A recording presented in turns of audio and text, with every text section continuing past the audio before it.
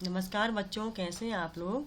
बच्चों, आज हम आपकी हिंदी की पाठ्य पुस्तक रिमझिम भाग 5 से लेकर आए हैं पाठ 7, जिसका नाम है डाकिये की कहानी कंवर सिंह की जुबानी।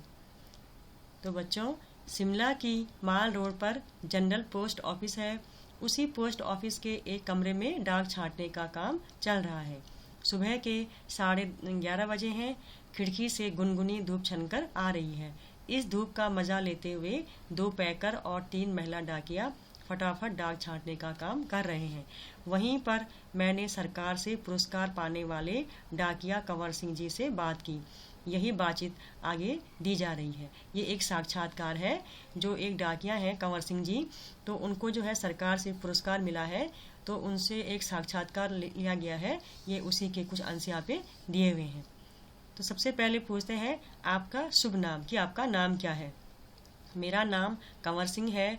मैं हिमाचल प्रदेश के शिमला जिले के नेरवा गांव का निवासी हूँ। मेरी उम्र 45 साल है। ये कौन कहता है? कंवर सिंह जी कहते हैं कि मेरा नाम कंवर सिंह है और मैं हिमाचल प्रदेश के शिमला जिले के नेरवा गांव का निवासी हूँ और मेरी उम्र जो है 45 साल है। फिर अगला क्वेश्चन पूछते हैं कि आपके परिवार में कौन कौन है, उनके बारे में कुछ बताइए कि आपके परिवार में कौन है। वो उनके कहते हैं वो मेरे 4 बच्चे हैं, 3 लड़कियां और 1 लड़का। 2 लड़कियों की शादी हो चुकी है।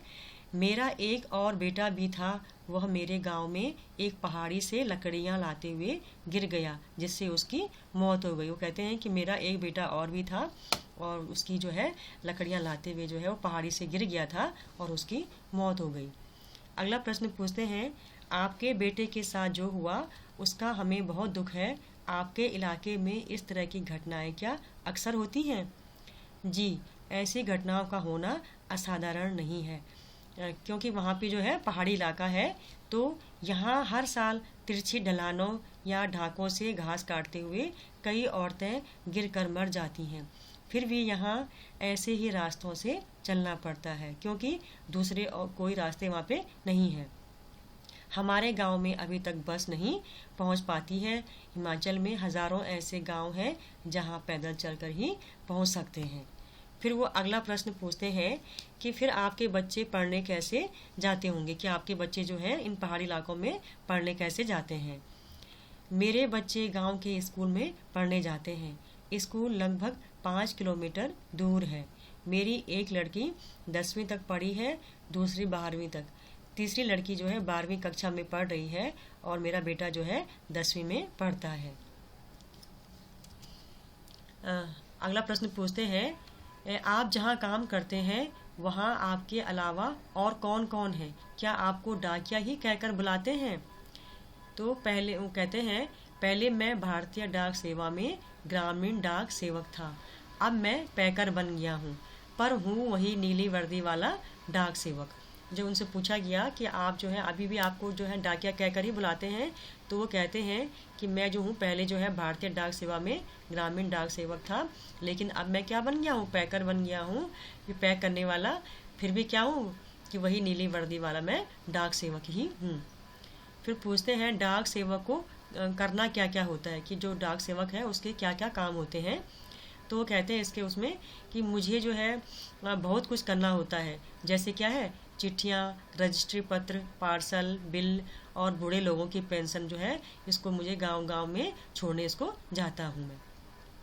फिर पूछते हो क्या यह सब अभी भी करना पड़ता है, क्योंकि अब तो सूचना और संदेश देने के बहुत से नए तरीके आ गए हैं। कि ये जो अब जो ये क्या है, डाक में जो है सूचना और संदेश देने के जो है कई नए तरीके आ गए हैं, तो क्या अभी भी जो है आप लोगों को डाक देने जो है घर घर जाना पड़ता है? फिर इसके उसमें कहते हैं वो कि शहरों में भले ही आज संदेश देने के कई साधन आ गए हैं, जैसे फ़ोन हो गया, मोबाइल, ईमेल वगैरह, लेकिन गांव में तो आज भी संदेश पहुंचाने का सबसे बड़ा जरिया डाक ही है। इसलिए गांव में लोग डाकिये का बड़ा आदर और सम्मान करते हैं और चिट्ठी आदि पाने के लिए जो है डाकिये का इंतज़ार करते हैं। वो कहते हैं कि भले शहरों में क्या हो गया, आज जो है नए साधन आ गए हैं, लेकिन फिर भी क्या है, जो गांव में क्या है डाकिये का आज भी जो है लोग चिट्ठी आदि आने के लिए उसका इंतज़ार करते हैं और गांव में उसका लोग जो है बहुत ही आदर और सम्मान भी करते हैं। हमने सुना है कि हमारी डाक सेवा दुनिया की सबसे बड़ी डाक सेवा है, यह भला कैसे? वो कहते हैं, सुना तो आपने बिल्कुल ठीक है। हमारे देश की डाक सेवा आज भी दुनिया की सबसे बड़ी डाक सेवा है और सबसे सस्ती भी। केवल 5 रुपये में देश के किसी भी कोने में हम चिट्ठी भेज सकते हैं। और जो है पोस्ट कार्ड तो केवल 50 पैसे का ही है, यानी 50 पैसे में भी हम देश के हर कोने में अपना संदेश भेज सकते हैं। संदेश यानी समाचार। तो कहते हैं कि जो हमारी डाक सेवा है बहुत ही सस्ती है और इसमें क्या है, केवल 5 रुपये में जो है हम देश के किसी भी कोने में चिट्ठी को भेज सकते हैं, क्योंकि जो पत्र वो है केवल 5 रुपये का आता है और जो पोस्ट कार्ड है वो केवल 50 पैसे का। तो इसलिए जो है हमारी डाक सेवा बहुत ही सस्ती है। आपको अपनी नौकरी में मज़ा तो बहुत आता होगा। फिर उसके उत्तर में कहते हैं वो, मुझे अपनी नौकरी बहुत अच्छी लगती है। जब मैं दूर नौकरी करने वाले सिपाही का मनी ऑर्डर लेके उसके घर पहुंचाता हूं, तो उसके बूढ़े माँ बाप का खुशी भरा चेहरा देखते ही बनता है। ऐसे ही जब किसी का रजिस्ट्री पत्र पहुंचाता हूँ जिसमें जो है कभी रिजल्ट कभी नियुक्ति पत्र होता है, तो लोग बहुत खुश होते हैं। बूढ़े दादा और बूढ़ी नानी के तो पेंशन के पैसे मिलने पर बहुत ही खुश होते हैं। 6 महीनों तक वे मेरा इसके लिए इंतज़ार करते हैं। हिमाचल में बूढ़े लोगों को पेंशन हर 6 महीनों के बाद इकट्ठी ही दी जाती है। वो कहते हैं कि मुझे अपनी नौकरी जो है बहुत ही अच्छी लगती है, क्योंकि इसमें क्या होता है, कभी क्या होता है किसी जो दूर बॉर्डर पे कोई सिपाही होता है और उसका मनी ऑर्डर जो आता है उसके घर में पहुंचाता हूँ, तो उसके जो बूढ़े माँ बाप होते हैं वो उनका चेहरा जो है बहुत ही खुश हो जाता है, वो देखते ही बनता है। और जब कभी मैं किसी की रजिस्ट्री पत्र पहुंचाता हूँ जिसमें कभी किसी का रिजल्ट, किसी के नियुक्ति पत्र यानी जैसे किसी की नौकरी वगैरह लगने का, तो वो लोग भी जो है बहुत खुश होते हैं। और जो बूढ़े दादा और नानी लोग होते हैं उनकी जब पेंशन आती है तो वो भी जो है बहुत खुश होते हैं, तो उसमें मुझे बहुत ही खुशी होती है। फिर आगे पूछते हैं, क्या आप शुरू से इसी डाकघर में काम कर रहे हैं? तो फिर इसका उत्तर में कहते हैं वो, शुरू तो मैंने लाहौल स्पीति जिले के किब्बर गांव में 3 साल तक नौकरी की है। यह हिमाचल का सबसे ऊंचा गांव है। इसके बाद 5 साल तक इसी जिले के काजा में और फिर 5 साल तक किन्नौर जिले में नौकरी की है। उस वक्त इन गांव में टेलीफोन नहीं थे, बसें भी सिर्फ मुख्यालयों तक जो है तक जाती थी। और अभी भी कई गांव हैं जहां न बस जाती है और न ही वहां पे टेलीफोन है। तो ऐसी जगह में ग्रामीण डाक सेवक का बहुत ही मान किया जाता है। जब उनसे पूछा गया कि आप जो है शुरू से यहाँ इसी डाकघर में काम कर रहे हैं, तो वो कहते हैं कि मैं जो है शुरू में क्या कहा था, मैंने लाहौल स्पीति जिले के किब्बर गांव में वहाँ पे 3 साल तक नौकरी की है। और जो है यह जो है लाहौल जो है ये हिमाचल का सबसे ऊंचा गांव है। और इसके बाद जो है 5 साल तक इसी ज़िले के काजा में और फिर 5 साल तक किन्नौर ज़िले में नौकरी की है।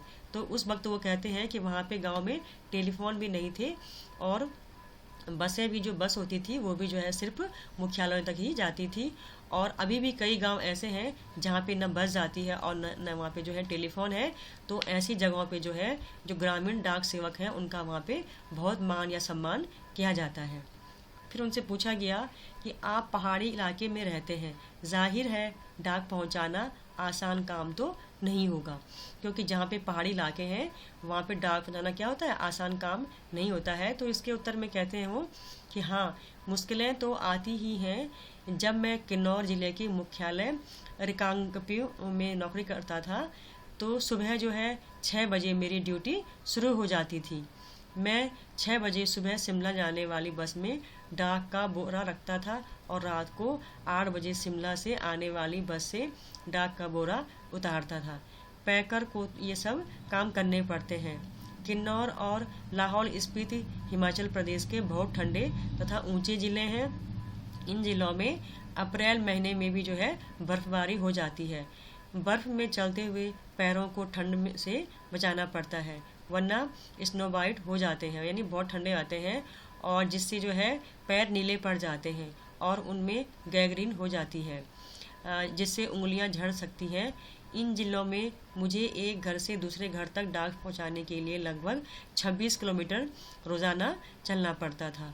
हिमाचल में एक गांव से दूसरे गांव की दूरी लगभग जो है 4 या 5 किलोमीटर तक होती है।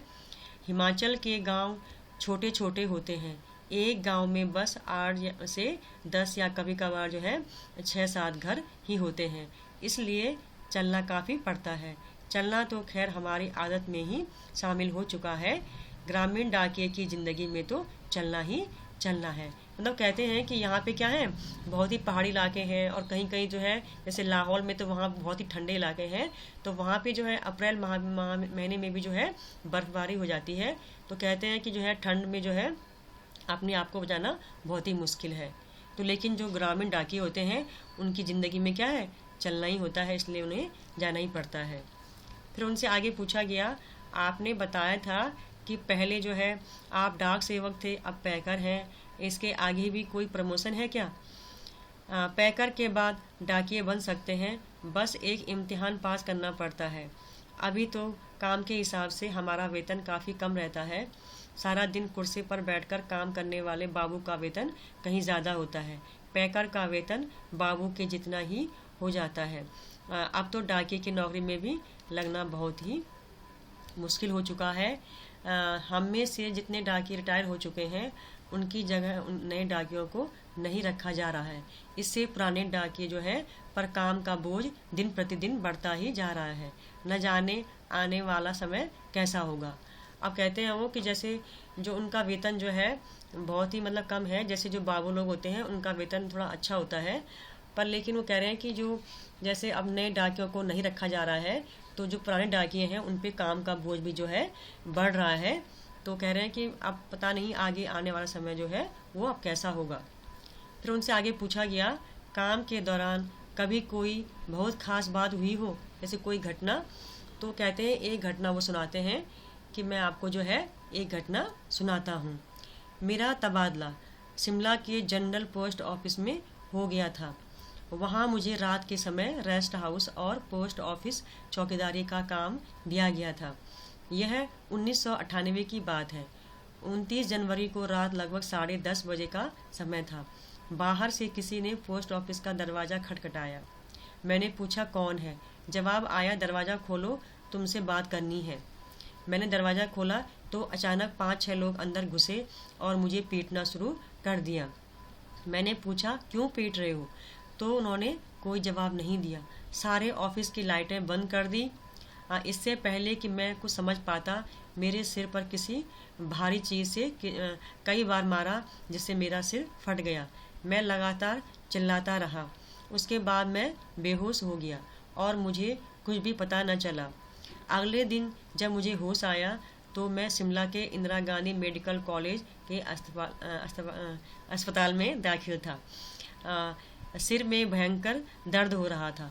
उन दिनों मेरा 17 साल का बेटा भी मेरे साथ ही रहता था। उसी से पता चला कि मेरे चिल्लाने की आवाज़ सुनकर लड़का और ऑफिस के दूसरे लोग जो है नज़दीक ही रहते थे, दरवाज़ों के शीशे तोड़कर अंदर आए और मुझे अस्पताल पहुंचाया। मेरे सिर पर कई टांके लगे थे, उसकी वजह से आज भी मेरी एक आंख से दिखाई नहीं देता। सरकार ने मुझे जान पर खेलकर डाक की चीज़ें बचाने के लिए बेस्ट पोस्टमैन का इनाम दिया। यह इनाम 2004 में मिला। इस इनाम में 500 रुपये और प्रशस्ति पत्र दिया जाता है और मेरा परिवार बहुत खुश हुए। आज भी मैं गर्व से कहता हूँ कि मैं बेस्ट पोस्टमैन हूँ। धन्यवाद बच्चों।